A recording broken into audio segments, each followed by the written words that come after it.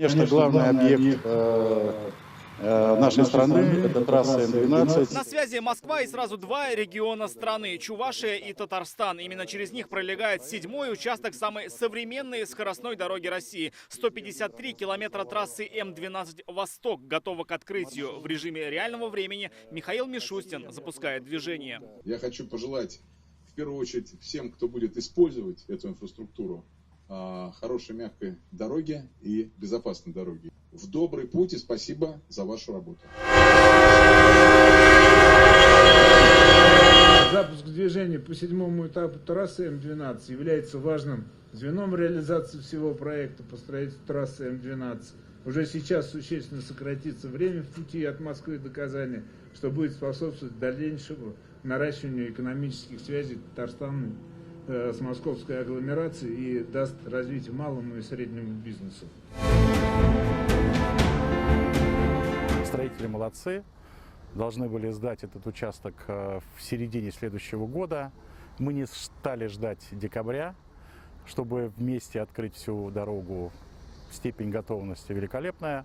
И уже сегодня люди могут пользоваться этим участком дороги. Объект сам по себе получился очень интересный, уникальный, поскольку здесь использовались современные технологии строительства, в том числе строительство путепроводов и мостов. Все 3 года, практически круглые сутки, на всем протяжении татарстанского участка трудились тысячи специалистов и сотни единиц спецтехники. Возведены 4 десятка искусственных сооружений, 1000 опор освещения, сотни километров барьерных ограждений. Дорога освещена и безопасна как для водителей, так и животных. Вдоль всей трассы установлены сетчатые ограждения. Уважаемый Михаил Владимирович, Роман Витальевич, мостовой переход через реку Свияга готовы к открытию движения. Еще один важный мост соединяет Зеленодольский и Верхнеуслонский район Татарстана на трассе М7. Это мостовой переход через Свиягу, реконструированный по национальному проекту «Безопасные и качественные дороги». Движение после слов напутствия от Михаила Мишустина. Открытие движения разрешаю.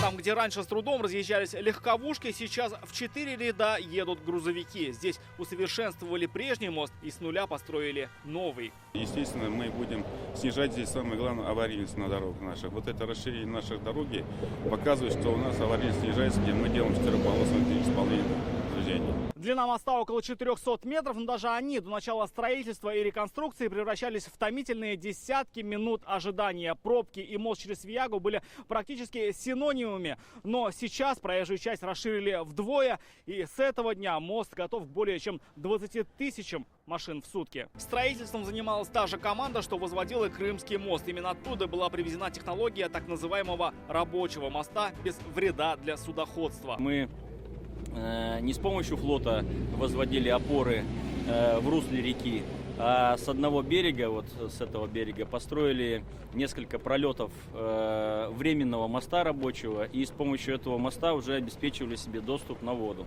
Эти конструкции были перевезены с Керченского моста, да. А это еще один мост через Свиягу, но уже на татарстанском участке М-12. Его построили по технологии уравновешенного бетонирования. Без каких-либо подпорных стенок и выравнивания площадки под строительство мост заливали бетоном по принципу коромысла. Все это происходит на весу.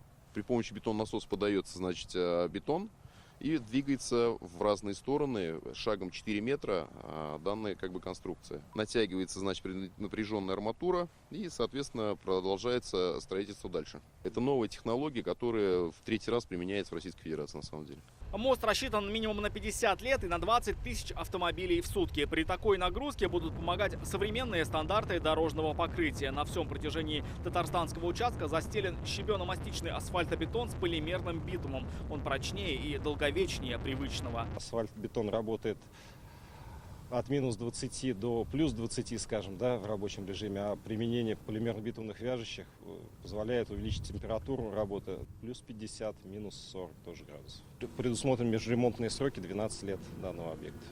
Разрешенная скорость М-12 110 км в час. Нет ни пешеходных переходов, ни шлагбаумов. Дорога до Москвы откроется уже в декабре. В следующем году до Екатеринбурга, а потом и до Тюмени. М-12 станет основой скоростного маршрута «Россия» от Санкт-Петербурга до Владивостока. Рамиль Шайдуллин, Андрей Мендубаев, Алмаз Единов, ТНВ, Татарстан.